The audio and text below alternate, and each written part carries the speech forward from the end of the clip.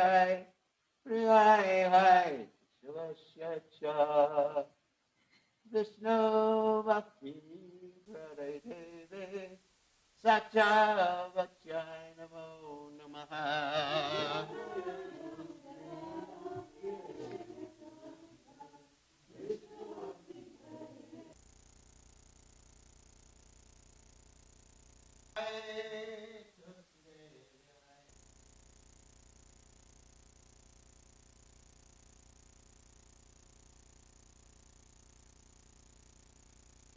Satya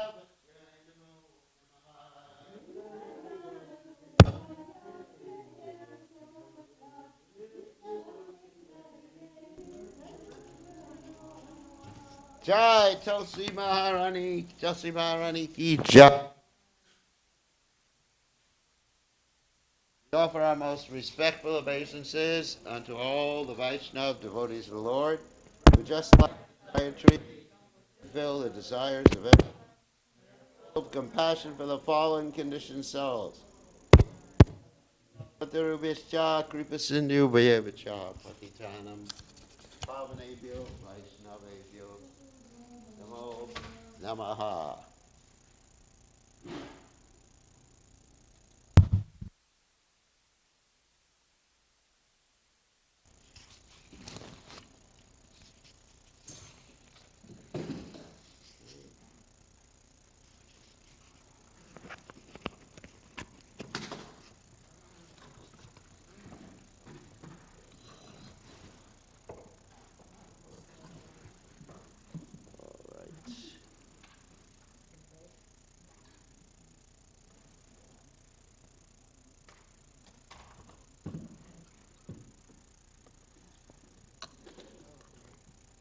Hey, bugs? Okay. I'm sure there'll be some. Okay. Risk your life. Putting bugs on the spiritual master. Have to be merciful to the bugs.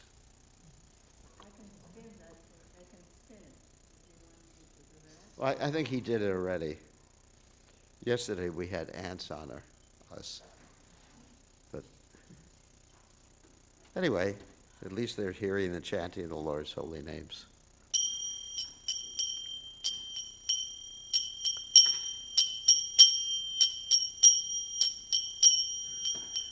Jayo Radha Madhava Kunja Bihari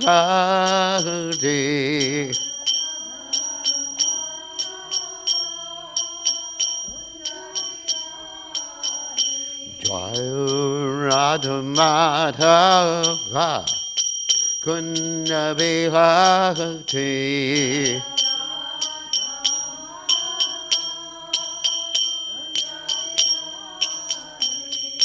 Gopi Jana Balaba Hirivaro Dhagate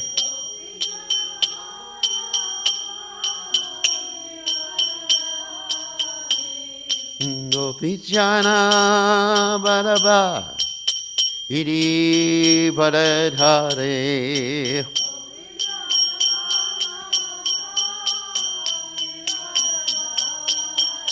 Yasodanandana Prachajana Ranjana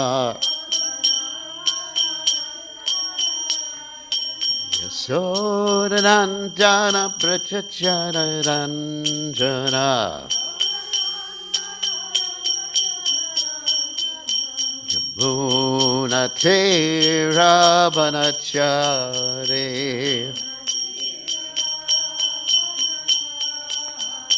Yamuna Tera Vanachare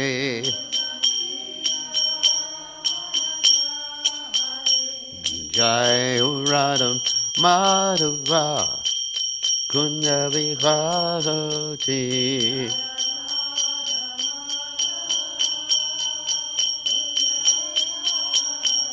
Jai Radha Madhava Kunja Vihari.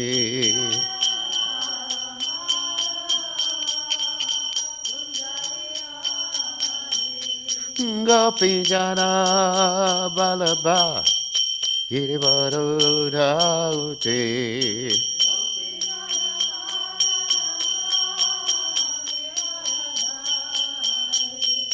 Gopi Jana Balaba Girivaro Dhauti.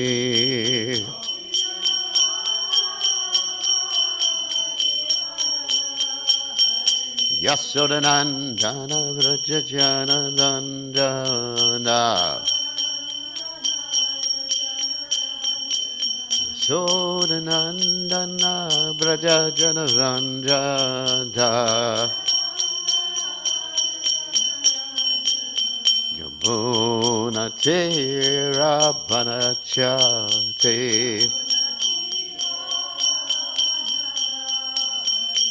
Yamuna Tera Vanachati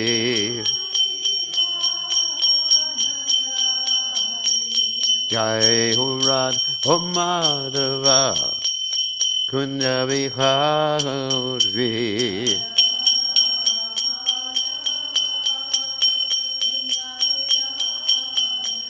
Jai Hurad Madhava Kunda Vihati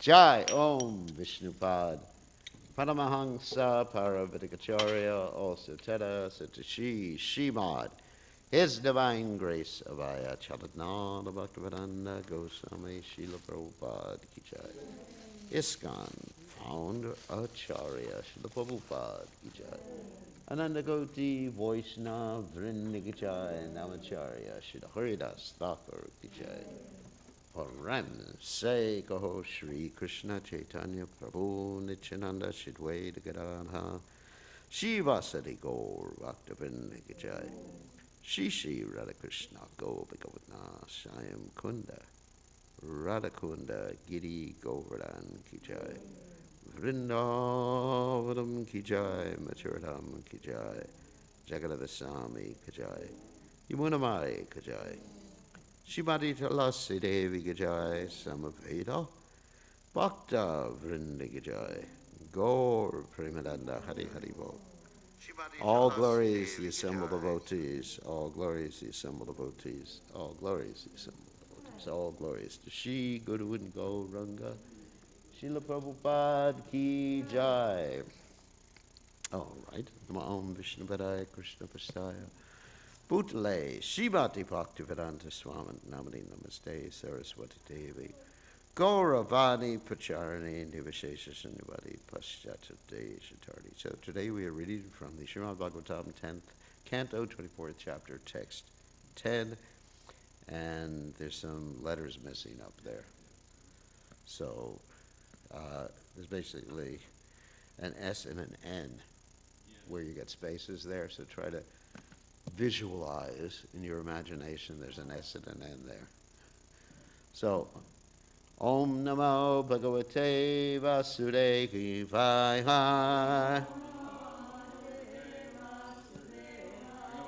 Om Namo Bhagavate Vasudevaya. Om Namo Bhagavate Vasudevaya.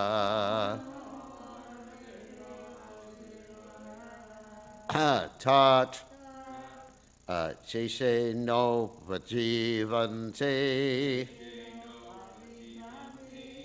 Trivarga Pala Hetave Om Sang Purusha Karanam Prajanyaha Pala Bhavanaha Tachishe no pajivanti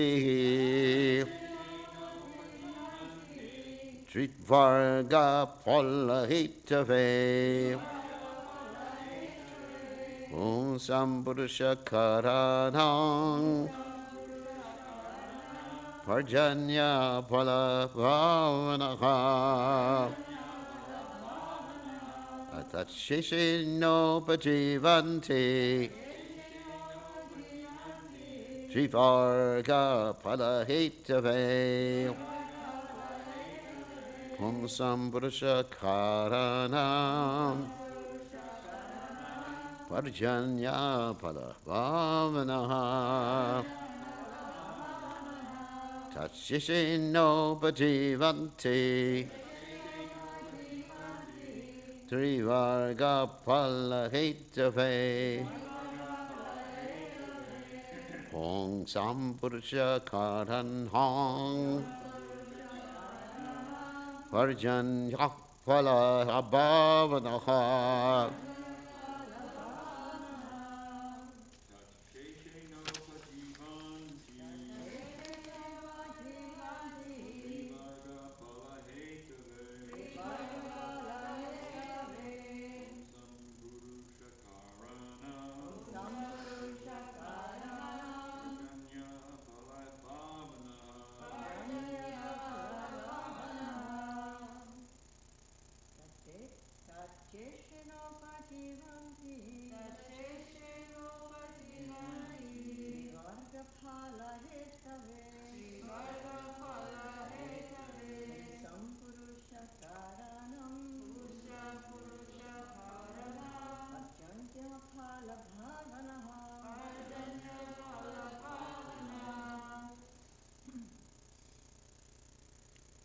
No?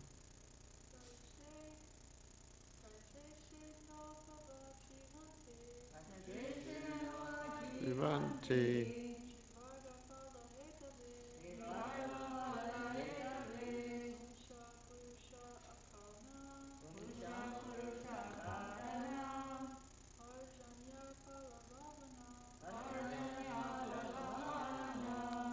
Okay. Tat of that sacrifice. Sheshena by the remnants. Upajivanti, they sustain their lives. Trivarga, consisting of the three aims of human life. Religiosity, economic development, and sense gratification. Palahetave, for the sake of fruit. Pumsam, for persons. Purushakaranam, engaged in human endeavor. Parjanyaha, Lord Krishna. Oh, sorry. Krishna conscious. Anyway, too Krishna conscious. Lord Indra. Palabhavanaha, the means of effecting the intended goals. So, translation, by accepting the remnants of sacrifices performed to Indra, people sustain their lives and accomplish the threefold aims of religiosity, economic development, and sense gratification. Thus, Lord Indra is the agent responsible for the fruit of the success of industrious people. So, you can repeat, by accepting the remnants of sacrifices performed to Indra, people sustain their lives and accomplish the threefold aims of religiosity, economic development, and sense gratification. Thus, Lord Indra is the agent responsible for the fruit of success of industrious people. So, purport by the followers of His Divine Grace, Srila Prabhupada. One might object that people sustain themselves by farming, industry, and so on, but as previously mentioned, all human and non-human endeavor depends on food and drink, which cannot be produced without ample rain. By the word, Thruvarga, Nanda further points out that the prosperity achieved through sacrifice for Indra is meant not merely for sense gratification, but also for religiosity and economic development. Unless people are well fed, it is difficult for them to execute their duties, and without performance of duty, it is very difficult to be religious. So then we have Vishwanath Chakravarti Thakur commenting, people sustain their lives by the remnants of food from the sacrifice. Their lives are not meant for enjoyment, but for attaining the goals of dharma, artha, and kama. From rain comes grains, from grains comes sustenance of life, from sustenance of life comes dharma. From dharma comes effort and action, because clouds are the root of the artha, dharma, and kama. We should worship the Lord of the clouds, Indra. Jiva Goswami states, how do we benefit by those offerings? We sustain our lives by the remnants for attaining artha, dharma, and kama. The worship produces results now and in future lives. We live by agriculture. Why do we need Indra? Indra produces results for men, or we will achieve all results by human endeavor. Indra gives the result for man. Results like dharma are achieved by the mercy of the devatas, and Indra is the king of the devatas. Purusha karanam means efforts. Means the work of the people. How do we benefit by, Sanatana Goswami says, how do we benefit by those offerings? We sustain our lives the same thing by the remnants of attaining artha, dharma, and kama. The worship produces results now and in the future lives by, and in future lives. Oh, sorry, live. Oh, I'm sorry, in future lives. It's English, you pronounce things differently.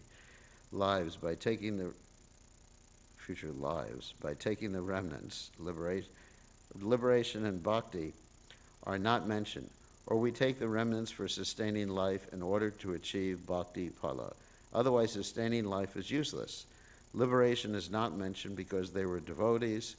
Devotees give no respect to liberation since as an obstacle to bhakti. Results at present and the future are indicated. We live by agriculture. Why do we need Indra? Indra produces results for men, or we will achieve all results by human endeavor. Indra gives the results for men. Results like dharma are achieved by the mercy of the devatas. Without their mercy, human efforts are useless and full of obstacles. Without rain, we cannot obtain articles. Without that, we cannot have a livelihood. Without that, we have no strength. Without strength, we cannot perform acts of dharma. Thus, we should worship Indra. Okay. Go back to the verse. Tatshesheno pajivanti trivarga palahetave pumsam purushakaranam parjanya pala pamanaha. So, omagana timidanda shagananjana shlakaya chakshuram meditam yena tasmai shri gurave namaha. So, I'm going to contrast this with modern society. Of course, in modern society, people would very much agree to a certain extent with dharma, but certainly artha and kama. And some people are into moksha. But basically, we have artha and kama. Those are the two main things in modern society. And pretty much they would disagree with the other stuff. First of all, worship of the demigods. People are not into that because they're seeing their good things that they consider wonderful and good to be coming from who? The scientist and from industry. I mean, just like, for example, if you ask me, what am I hankering for? A new computer? Well, I have so many computers, but anyway, better car, self-driving car, whatever.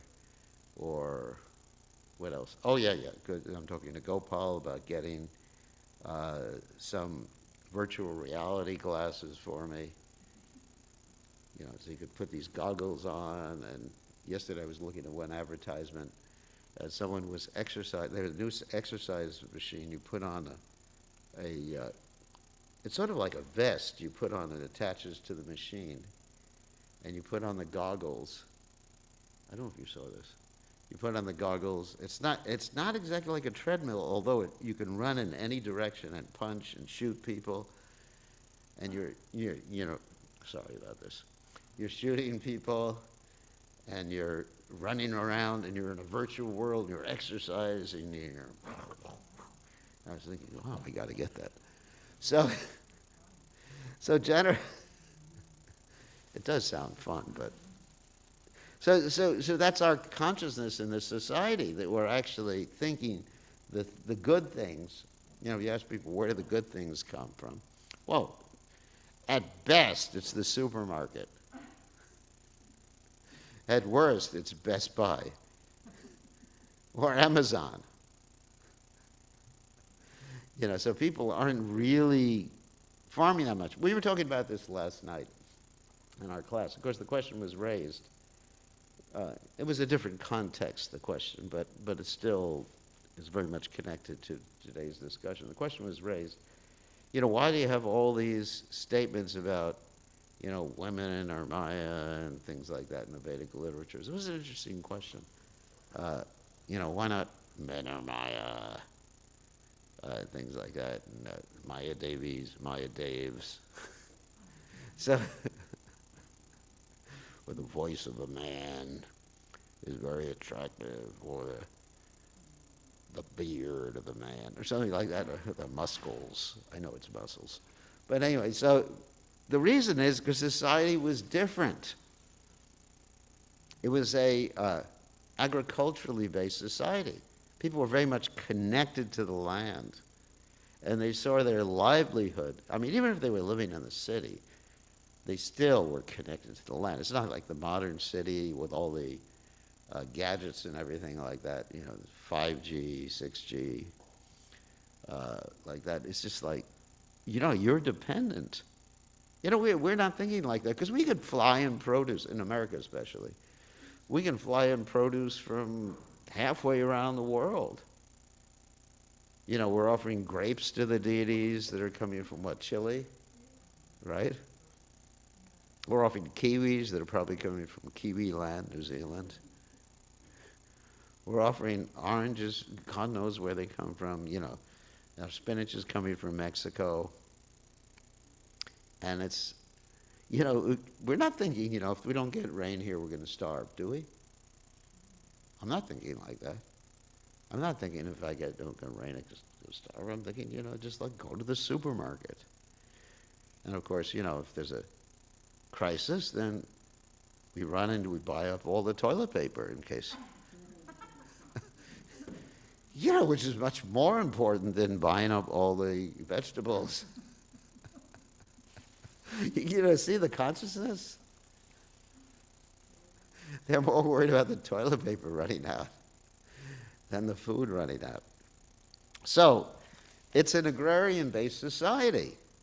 Getting back to the point I was making last night, it's agrarian-based society, and there's certain things that occur in agrarian-based societies. One of the things is you got to go out in the field and work. And there weren't any tractors. I mean, there was a tractor, but the tractor had 4 legs on it. It was called a bull. Nowadays, if you say the word bull to someone, they think you're insulting them. You say bull. That means what? It means that's nonsense. And if you talk about bull manure, and I'm not going to use the other word, it's a curse word. But bull manure, or the stool of the bull and the cow, is actually very nice. It's fertilizes the fields. Prabhupada said that actually first-class cooking fuel is cow manure. Because in India they would take the patties. They go through the field, take the patties, and actually even put them on the walls, the houses, and everything like that. And even they would insulate the houses with a combination of cow manure and straw. Has anyone seen that in India? They put it, and it's really antiseptic. And you don't get cockroaches then. But here, if we get cockroaches, we call for Truly Nolan, or is that what the exterminators call it? Exterminate or whatever. And he comes and he sprays all these hellish chemicals that give us cancer. And then we go to the doctor for chemotherapy. It's just like, it's just amazing the difference in society. So anyway, so getting back to the point. So last night I said, look, if you have an agriculture-based society, the men are working. Here in America, does anyone know the percentage? I think it's 3 to 5% of the people in America do agriculture-based things. Do you know that percent? What? 4%. All right, between 3 and 5%. Between 3 and 5% are providing the most important thing to society. And that 3 and 5%, what percentage of those are U.S. citizens? Well, Yeah. Big corporation, they use machines, but when they hire the people to work there, what percentage, I don't think we have the statistic on that, what percentage is actually U.S. citizens? It's people from Mexico. And if you go to Germany, it's Polish people who are doing the agriculture, or, not so many Czechoslovakia. It's mainly Polish. Turks. Yeah, actually that's true. Because if you're in Serbia, you'll see during the vacation all these Turks driving back to Turkey with in Mercedes, in German Mercedes. I mean, it's just amazing because you got this main highway in Europe that goes all the way to Eastern Europe, and it's just amazing seeing all these Mercedes with Turkish people in the. So, a very small percentage of people work in the most important activity, which is eating. And then you have so many machines doing the agriculture. Prabhupada said machines do what? They put people out of work. When I was going to the university, and I first heard Prabhupada say that, I said, Prabhupada doesn't understand. You get more employment by machines, because more people get employed because they can sit behind computers and, touch buttons all day long, which is really nice employment, very good for the health. Helps keep the doctors employed, especially the surgeons who deal with carpal tunnel syndrome. And then, people have neck problems like me, and anyway, they're not exercising. Then then there's heart disease. All the diseases of modern society, like obesity, heart disease. You didn't hear so much about those things before. People worked hard and went out in the fields. So anyway, the point is that when you had people working hard out in the fields, you also, the family-based farms, you needed labor. Where'd you get the labor from? You didn't bring in some Mexicans across the border. You maybe had babies, right? Lots of babies, because it was very productive. And it wasn't expensive to have babies. You just kept having them. 1/5 of all children die. Yeah, I understand. That's why they had babies, because their kids would die before they were 5. Yeah, 1/5, but that's not a lot. And but the more children you had, the more that they could help you in the agriculture. So if you had 12, and you hear about these big families, and they would assist, they'd go out in the fields, and in Fiji, when I first went there, it was like that. Now it's becoming more modernized. And so it was required that if you had a lot of babies, the ladies would stay and take care of the babies, because the men were out, like, plowing the fields. The men weren't just on their computers, on Zoom, and, changing the diapers during the intermission on Zoom, Or there weren't, because there were nannies and stuff at that time for rich people. So you had more or less a male-based society because the ladies had to take care of babies. Because even if the men did agriculture, they had time in the evening to study and things like that. But if you have 10 little creatures running around the house, babies, 10 babies running around the house, you don't have time for anything. Well, of course, you have these extended families, so that helps a lot, too. I was just speaking to one of my disciple couples in a different country, and they have 2 children. And it's a full-time mother, and she's pulling her hair out, basically. She's just taking care of 2 kids, what to speak of 10, 12, 15, 20, 30. So, anyway, so that's the agriculture-based society, and so that's what we talked about last night. In the agriculturally based society, you actually see that rain, and you pray for rain. It's really important. Now, I remember here when we first started the temple in Nugaloka, it wasn't agriculturally based. But it was interesting because everything was so muddy, I was praying for no rain. I actually started praying to Indra. which is interesting. Please stop the rain, because it was very rainy, and we had half of our temple out here, it was a mobile home, and the other half of the double-wide mobile home, so to speak, was stuck in the driveway because it was too muddy. And I was just praying. Eventually, I got angry at Indra. And I did something really stupid. I actually got so angry. I was a young kid. I got so angry, I took a stone and I threw it in the air. I said, "Damn it, Indra." And then it rained more. Because I'm not Krishna. It's just like I can't lift, part of the property to protect the rest of the property from the rain. So you got to be careful. You got to be careful when you're dealing with Indra, because if you get him angry, you get more rain. He actually is in charge of the rain. So anyway, so getting back to the point, so this society, dharma, artha, kama, was very much based, or at least people understood it was based upon having the proper rain and therefore having Indra pleased. It was a very practical thing. So what Nanda Maharaj is saying is extremely practical. However, he has Krishna, the Supreme Personality of Godhead, with him.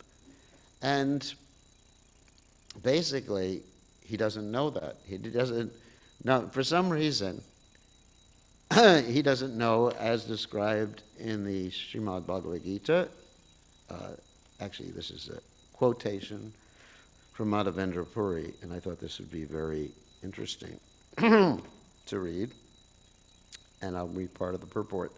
There are many good examples in the lives of great devotees of the Lord, of those who became indifferent to the rituals of the Vedas simply by devotional service to the Lord. When a person factually understands Krishna and his relationship with Krishna, he naturally becomes completely indifferent to the rituals of fruitive activities, even though an experienced Brahmana, Sri Madhavendra Puri, a great devotee and acharya in the line of the devotees, says, this is such a beautiful verse, and this is the verse I made reference. What's that? I'm reading from the 52nd text of the 2nd chapter of Bhagavad Gita, 52nd purport of that. So this is a quote, and this is what a verse that I made reference to yesterday that I don't have memorized, but I thought I should read it today. It was a beautiful quote by Madhavendra Puri. Sanjavandana bhadramastu bhavatu bhosnanatubhyam namo bodeva pitarascha tarpana vedao nahang kshama kshamayatam yatra kvapi nishadya yadava kulotam sasya kamsadishaha smaram smaram magam haram tadalam manye kim manyena me. And this is the translation. 52. O my prayers, 3 times a day, all glories to you. O bathing, I offer my obeisances unto you. And that's Krishna he's referring to. O demigods, O forefathers, please excuse me for my inability to offer you my respects. Now, wherever I sit, I can remember the great descendant of the Yadu dynasty, Krishna, the enemy of Kamsa, and thereby I could free myself from all sinful bondage. I think this is sufficient for me. And then here Prabhupada said something very interesting in the rest of the purport. The Vedic rites and rituals are imperative for neophytes, comprehending all kinds of prayers 3 times a day, taking a bath early in the morning, offering respects to the forefathers, etc. But when one is fully in Krishna consciousness and engaged in his transcendental loving service, one becomes indifferent to all these regulated principles. We're not talking about the 4 regular principles. Because he has already attained perfection. If one can reach the platform of understanding by service to the Supreme Lord, Krishna, He has no longer to execute different types of penances and sacrifices as recommended in the revealed scriptures. And similarly, if one has not understood that the purpose of the Vedas is to reach Krishna and simply engages in rituals, etc., then he is uselessly wasting time in such engagements. Persons in Krishna consciousness transcend the limits of Shabda Brahma or the range of the Vedas and Upanishads, as I mentioned before. In the beginning of in the Rig Veda, we find so many hymns to Indra. So a person in Krishna consciousness. So another thing Prabhupada said is someone who is fully in Krishna consciousness. So that doesn't mean that one has to be an absolutely pure devotee of the Supreme Personality of Godhead, but that means one has to be executing his activities fully to serve the Supreme Lord in whatever ashram he is in, he or she is in, and following the regulated principles and following the chanting of the vows, chanting the Hare Krishna Maha Mantra, and other things. So, in other words, Nanda Maharaj, by the influence of Yoga Maya, and of course this is to enable the Lord to have his pastimes, is not aware of all this, that his son is the Supreme Personality of Godhead. So this is a very important lesson because we are aware that Krishna is the Supreme Personality of Godhead, and hopefully we're engaged full-time in his service. And I was actually thinking, and Krishna revealed this to me last night during my class, not while I was sleeping. I don't get too much revealed to me while I'm sleeping. So Krishna revealed to me, because I was thinking, what about Lord Chaitanya's pastimes? Does he actually show this disregard for demigods in his pastimes too? I mean, does he actually show this? Does he actually give a really interesting lesson in the same way that Krishna gives this lesson in regard to the Govardhan Puja and the Brahma Vimohana Leela stuff? And then last night, by the mercy of Krishna, we were reading from a particular pastime where Lord Chaitanya Mahaprabhu does manifest that. Same sort of like childhood pastime where he shows that or he preaches that you shouldn't worship the demigods. And he does this in quite a humorous way. And what is the way? Well, he's very young. Very, very young. I mean, prepubescent. So there's no accusations against him. Child abuse accusations or anything like that. So what happens is the young girls, who are like 12 years old, is described in the Chaitanya Charitamrita, they're going to the banks of the Ganges and offering all sorts of uncooked foods described in the Chaitanya Charitamrita, like different sweets and everything like that, to Lord Shiva. They're performing the, I guess they're also making these lingas, because people would do that. They'd take the sand to make a Shiva linga and worshiping Lord Shiva. And the reason they're doing that is they're very much anxious about getting the proper husband. This is also another result of agrarian society too, because that's the society, you get a proper husband. In modern society, young girls are going to the university and not like praying, going to the church, is it? Praying for a husband now. No way. They're not here. Please, my dear, if they're Christians, my dear Lord Jesus, please give me a husband who is young and handsome. That the Prabhupada describes us in the Chaitanya Charitamrita, and wealthy too. Forgot about that one. Excuse me. Handsome. What's the use of handsome unless they have money? Handsome. It's not mentioned strong, but that's there too. But anyway, so you don't find that in modern society. Where are the girls going to the church in North Carolina State? Some of them did. Really? We got to visit them. So. So anyway, but it's not wholesale that everybody's going to the church. Please give us a husband when we get older. We cannot live, and they're 12 or 13, 11 to 12 years old. No, not 11 to 12 years old. Now, in modern society, when they're 11 to 12 years old, they're thinking, am I a girl or am I a boy? even 5. The modern society, you have a choice when you're really young. Parents cannot interfere with your gender choice. I mean, I have no problem with someone making a gender choice, but let them be an adult and understand what they're doing before they go to the hospital. So anyway, getting back to the point, so the girls are praying like that. Hopefully you have time for this. It's such a nice story. Girls are praying. Lord Chaitanya comes, and he grabs all the ingredients for offering. And they get angry with him. And he says, look, basically I'm paraphrasing. I took all the ingredients, and thank you for offering this to me, girls. I bless you all to have a husband and 7 children. 7 boys. Because, it's the boys' work. Anyway, 7 sons and a husband and everything who's handsome and rich. So, but the girls are still angry at him. And just to threaten them so they stop worshiping the demigods, and the ones that run away, it's described, he curses them. If you don't stay and offer me, worship me, because I'm the source of the demigods like that, then you're going to be married to an old man with 4 co-wives. Oh my God. I mean, what young girl? We got some young girls here. It's all right, you get an old man like is 95 years old.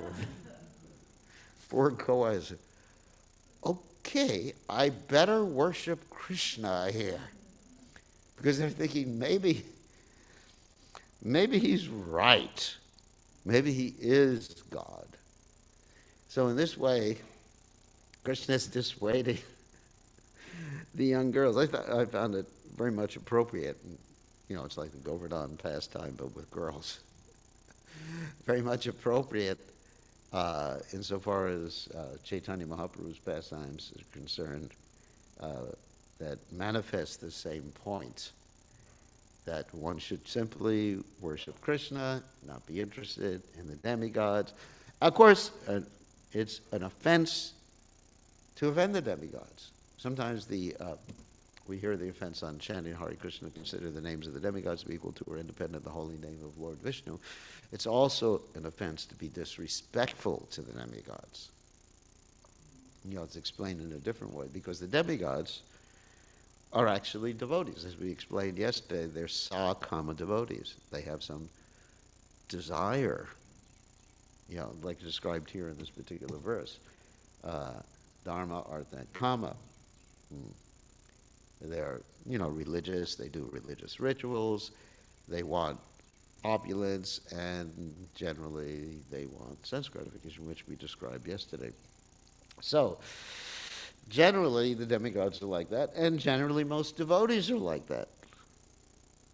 Krishna in the Gita says, Chaturvidha bhajanti mam. People come for those purposes to Krishna consciousness. And if we want to attract people to Krishna consciousness, the way to do it is by explaining this is what you get, dharma, artha, kama, or moksha. Because now a lot of people are interested in moksha. They're beginning to perform yoga. We have one lady here who gets moksha every day. I don't know if she actually gets moksha, or manasa shtani indriyani prakrtisthani karshati. But she's obviously escaping from something in this world, isn't it?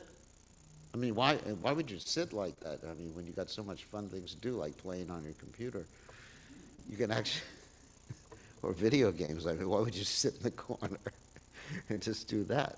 But she's just like fried for one reason or other, or traumatized, or PTSD, or which is basically you want moksha. And so when we deal with people, we have to understand what their needs are. This is really important.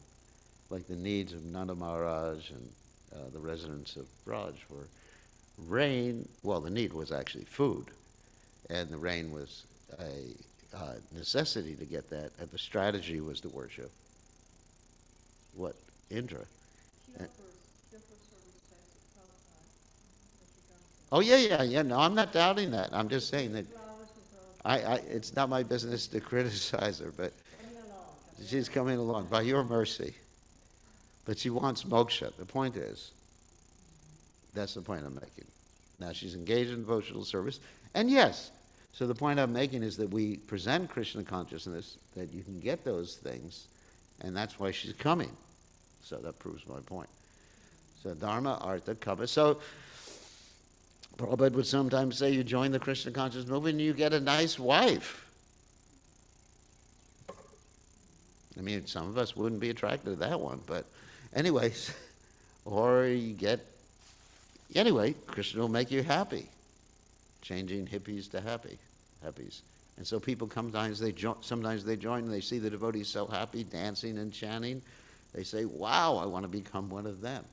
So there's different motives, and so we have to understand people's motives so we can present Krishna consciousness properly. Actually, it's late to greet the deities. Right?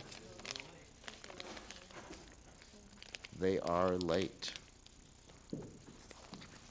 Okay, all glories to His divine grace. Srila Prabhupada ki jai.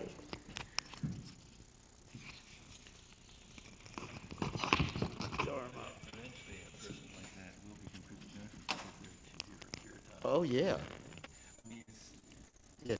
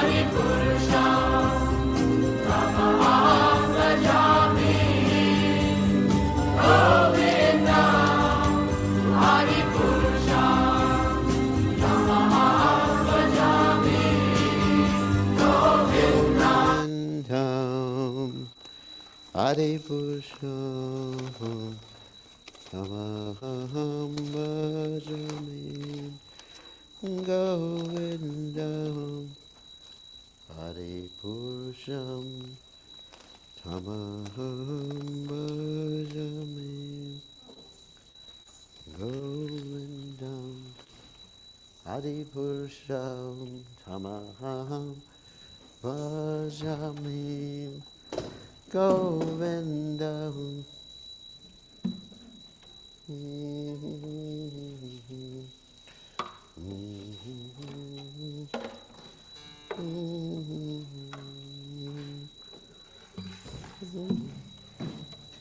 All right, page 20.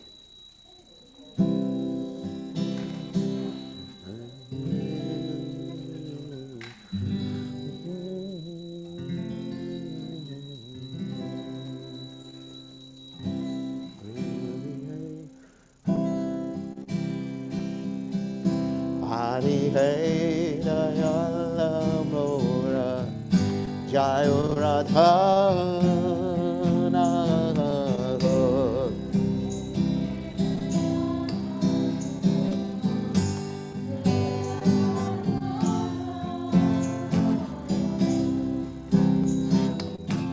Baro Baro Hey Baro Ravuni Jasa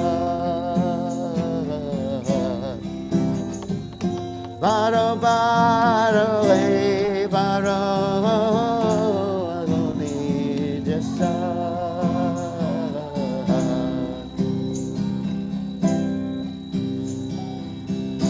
Bahujoni Brahminata Moinu Sharan Bahujoni Brahminata Loinu Sharan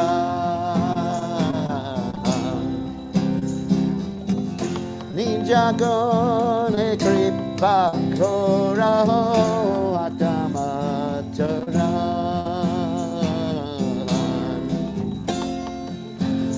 Gune Kripa Kora Hadamatara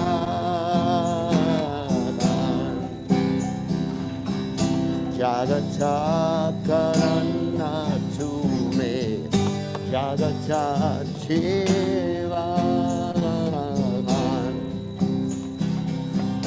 Jagata Karana Tume Jagata Shiva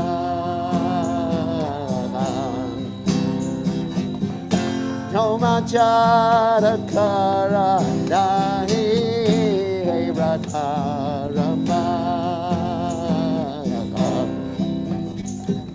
Tomachara Karanahi Radharama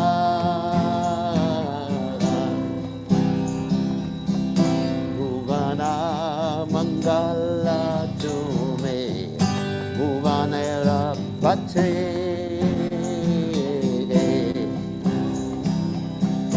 Bhuvana Mangala Tume Bhuvanera Pate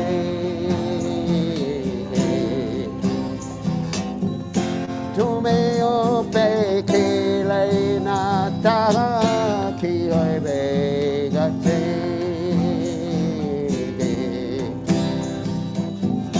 Tume Ope Kile Nata Ki Oibe Gate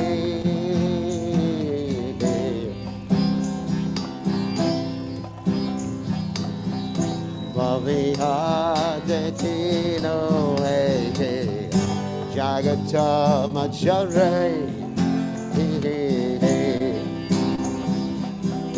Vavihade Tino Heke Jagata Machare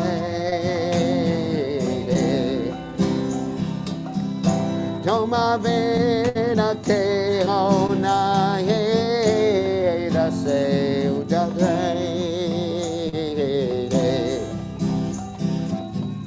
Toma Vena Ke Hona He Rase Udare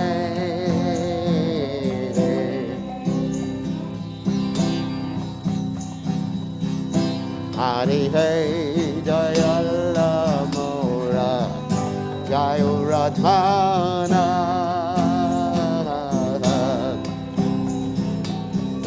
Hari Hey Jaya Lamora Jaya Radhana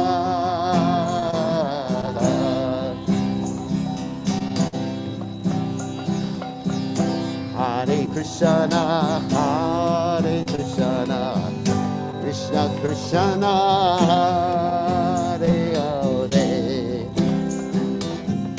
Hare Rama, Hare Rama, Rama Rama, Hare Hare,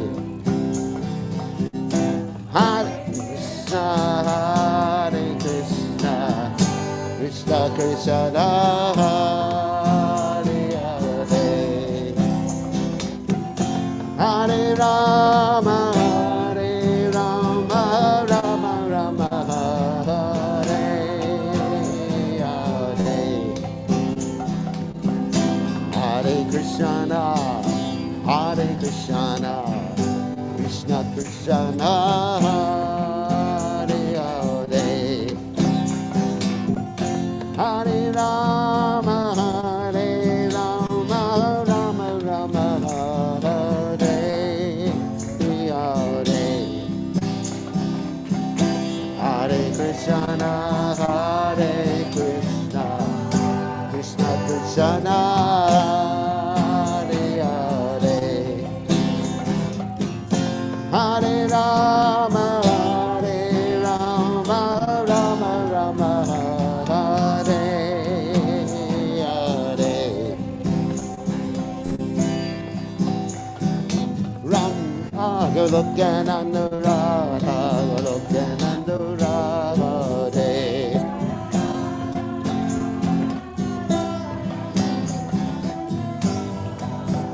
Jaya Radha, Lokanandara, Lokanandara, Hare,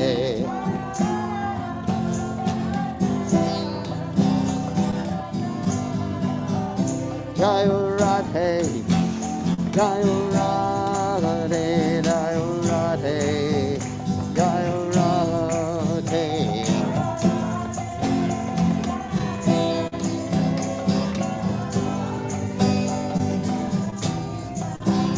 Jaya Radhe, Jaya Radhe, Jaya Radhe, Jaya Radhe, Jaya Radhe, Jaya Radhe, Jaya Radhe, Jaya Sri Radhe. Jai Om Vishnupad Paramahansa Paravatikacharya. All that fellows of Shri Srimad, His Divine Grace, Abhaya Chandanala Bhaktivedanta Goswami Maharshila Prabhupada Ki Jai. ISKCON founder Acharya Srila Prabhupada Ki Jai. Ananta Koti Vaishnava Vrinda Ki Jai. Namacharya Srila Hridas Thakur Ki Jai. Prem Se Kaho Shri Krishna Chaitanya Prabhu Nityananda Shri Dvaita Gadadha Shri Vasati Gaur Bhaktivinoda Ki Jai. Shri Shri Radhakrishna Gopikapatna Shyam Kun Radhakunda Giri Govardhan Ki Jai. Vrindavanam Ki Jai, Maturanam Ki Jai, Jagadada Swami Ki Jai, Yamunamai Ki Jai, Srimati Galasi Devi Ki Jai, Samaveda Bhakta Vrindi Ki Jai, Gaur Premananda Hari Hari Bol. All glories, the assembled devotees. All glories, the assembled devotees. All glories, the assembled devotees. All glories to Shri Guru and Gauranga. Srila Prabhupada Ki Jai. Nama Om Vishnu Padaya Krishna Vistaya Budale Srimati Bhaktivedanta Swami Namani Namaste Saraswati Devi Gaurvani Pachani Nivasesa Sinyavadi Paschata Deja Turning. So reading. O Hari, O my merciful Lord, all glories to you, O Lord of Radha. Again and again I have pleaded with you, and now I beg you yet again to accept me as your own. O Lord, hopelessly taking birth over and over, I have now come to you for refuge. Please show your merciful nature and deliver this wretched soul. You are the cause of the universe and its very life. Other than you, O lover of Radha, there is no shelter. You bring about auspiciousness for the world, and you are the master of all the worlds as well. O Lord, what will become of me if you forsake me? I have understood, after contemplating my predicament, that within this world there is no one who can deliver this servant but you. Srila Narottam Das Thakur ki jai. Okay? Shikshashtaka.